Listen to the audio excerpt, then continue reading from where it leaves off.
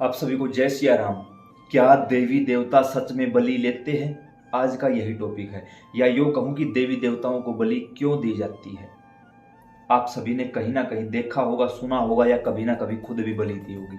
तो भाई सबसे पहली बात तो यही है कि देवी देवता कोई बलि नहीं लेते। अब हो सकता है हजारों लोग एकदम चिल्ला उठेंगे, तुझे क्या पता माता काली बलि लेती है, किस चीज की बलि लेती है? भाई ये भी तो बताओ, माता काली ने कब बलि मांगी है? क्या आपके पास आई थी माता, कही थी कि मुझे बलि दे दे? अरे इतनी ही औकात होती तेरी तो जैसे ही उस माँ काली, क्या है माँ काली एक बार पता भी है? हालांकि मेरी कोई योग्यता नहीं है कि मैं माँ काली के बारे में आप लोगों को बता पाऊँ, आप लोग मुझसे बेहतर जानते हो। लेकिन जैसा भी गुरु कृपा से थोड़ी कुछ चीज़ें महसूस हुई हैं, या आप लोगों के आसपास के अनुभव हमारे पास आए हैं, उन्हीं अनुभवों के आधार पर आज इस वीडियो के टॉपिक को आगे बढ़ाएंगे।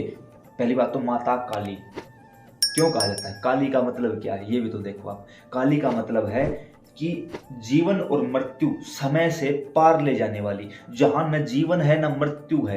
क्योंकि जब कुछ भी नहीं था तब भी अंधकार था, जब कुछ भी नहीं होगा तब भी अंधकार रहेगा, शून्य जीरो तब भी था, है और रहेगा, बिल्कुल रहेगा। ऐसे में माता काली का स्वरूप क्या है? वो काली क्यों है?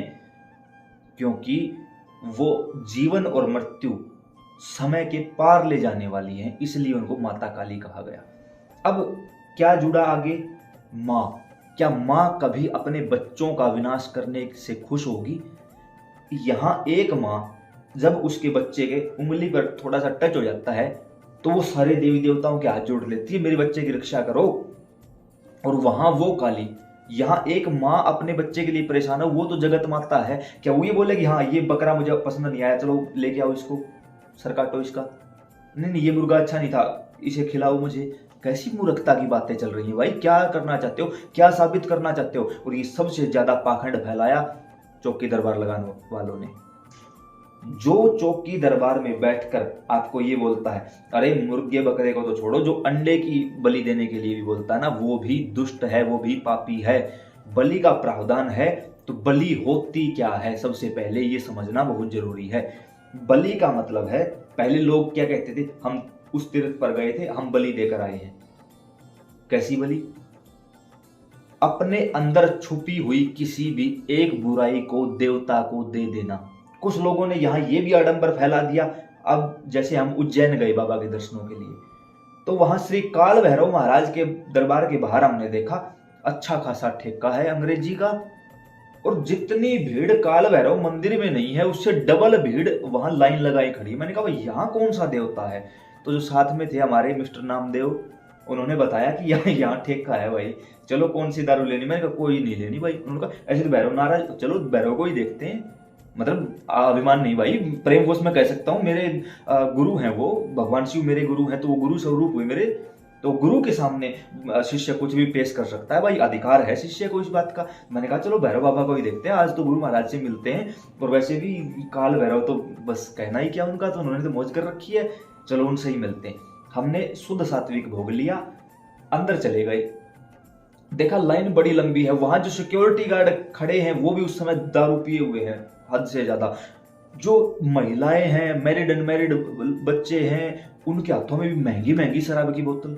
और मैंने नोटिस किया कि जो बोतल बाहर 300 रुपए की मिलती है वो वहां पर 700 रुपए की मिलती है। मैंने कहा भाई बड़ी अच्छी बात है, कालाबाजारी जम के है, कोई बात नहीं। लाइन से लगे रहे, हर व्यक्ति के हाथ में शराब थी, मेरे हाथ में मिठाई थी भाई। जैसे ही पुजारी महाराज की नजर मेरे ऊपर पड़ी, उससे पहले ही मैंने अपनी शक्तियों का आह्वान कर लिया था कि जागृत हो जाइए और ऐसे ऐसे बात है। तो भाई अगर वहां कोई पुजारी रूप में बैठा है तो कोई साधारण व्यक्ति तो होगा नहीं। अब पता नहीं उनको मेरी शक्तियों का आभास हुआ, काल भैरव ने उनको आदेश दिया, या क्या हुआ वो तो मैं नहीं जानता। लेकिन उस समय मैं बड़ा प्रसन्न था। वहां खड़ा हर एक व्यक्ति जिसका मुंह लटका हुआ था, कोई कुछ क्या बताऊं बस। तो उन्होंने क्या कहा, पुजारी महाराज ने दूर से ही मेरी तरफ हाथ कर दिया, प्रसाद लेके आओ, और मैंने झट से उनको प्रसाद दे दिया।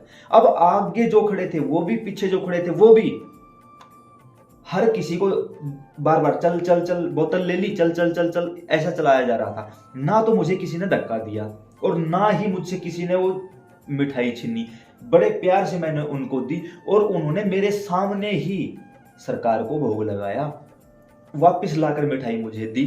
और बड़े आनंदित भाव से उन्होंने, पुजारी महाराज ने आगे से कहा जय श्री महाकाल। हमने भी बड़े आनंदित भाव से हाथ जोड़े और कहा जय श्री महाकाल। वहां से तुरंत प्रभाव से बाहर निकल लिए।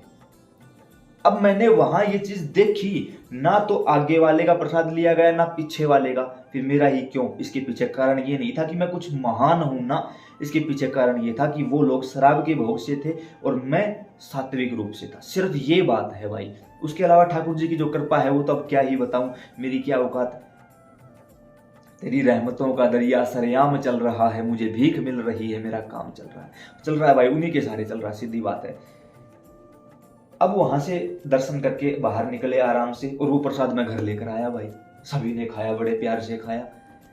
तो कहने का तात्पर्य ये है कि वहां जो मिस्टर नामदेव थे, मेरे साथ थे, जो जिन्होंने दर्शन करवाए मेरे, उन्होंने पूछा कि आपने शराब क्यों नहीं ली। मैंने कहा भाई कभी भी भैरव बाबा को शराब का भोग नहीं लगाया जाता। अब कोई व्यक्ति इतना मजबूर था कि उसकी शराब नहीं छूट रही थी, उसने भैरव बाबा से जाके कहा बाबा ये शराब पीता हूं, रख ले, मुझसे नहीं छूट रही। उसने बाबा को समर्पित की थी, पिलाई नहीं थी, भोग नहीं लगाया था, प्रसाद नहीं चढ़ाया था, उसको समर्पित करके आया था। नहीं छूट रही यार, छुड़वा दे तू। और भाई खुद के पुरुषार्थ से तो चाय का कप भी नहीं छूटता, लेकिन जब श्याम सुंदर कृपा कर दे तो क्या नहीं हो सकता। काल भैरव ने कृपा की, भैरव बाबा ने कृपा की और उसकी शराब छुड़वा दी।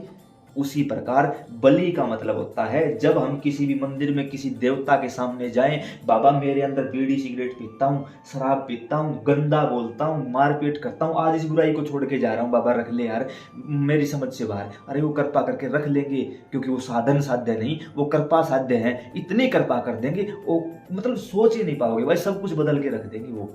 इसलिए बलि वो होती है, अपनी एक बुराई इसके चरणों में समर्पित कर दी जाए, रख ले भाई मैं नहीं रखूंगा, वो होती है बलि। किसी देवी देवता को मारकर कभी भी, किसी जानवर को मारकर कभी भी कोई देवी देवता खुश नहीं होते, संतुष्ट नहीं होते। और ऐसा एक नहीं, हजारों उदाहरण देखने को मिलते हैं। जब माता काली ने रक्त बीज का संहार किया, तब उसके खून को एक खप्पर में भर लिया था, क्योंकि जब खून नीचे डलता था तो एक और रक्त बीज पैदा हो जाता था।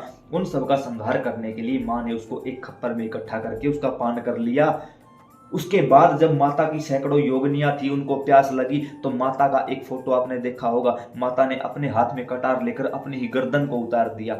आपने एक फोटो देखा होगा, एक हाथ में कटार है, दूसरे में माता की अपनी खुद की गर्दन है, जिसको माता छिन्नमस्ता रूप कहा गया है। जब अपनी खुद की योगिनियों को प्यास लगी तो माता ने बकरे और मुर्गे का नहीं, अपना रक्त पिलाया था कि इसका पान करो और हष्ट पुष्ट हो जाओ। जो माँ है वो कैसे किसी का भोग ले लेगी, जो पिता है वो कैसे अपने बच्चों की बलि ले लेगा, सवाल ही पैदा नहीं होता। तो ये सब कुछ हमारे ही धर्म को बर्बाद करने के लिए, हमारे ही धर्म के कुछ चुनिंदा लोगों द्वारा ये पाखंड फैलाया गया है, जो कि एक अच्छे खासे लेवल पर फल फूल रहा है। और यही रीजन है, जब भी मैं किसी ऐसे स्थान पर जाता हूं, वहां के लोग मुझसे नफरत करते हैं। पता है क्यों?